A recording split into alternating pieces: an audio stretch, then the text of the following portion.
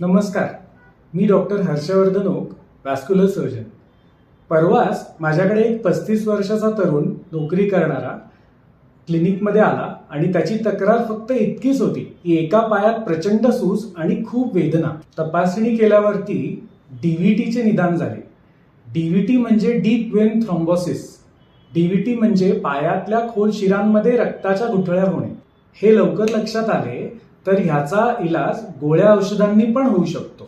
पण ह्याचं जर निदान वेळेवर झालं नाही तर पायातील रक्ताच्या गाठी तुटून जातात आणि त्याचा काही भाग जर तुटून फुफ्फुसात गेला तर पल्मनरी एम्बॉलिझम नावाचा अतिशय जीवघेणा आजार होतो.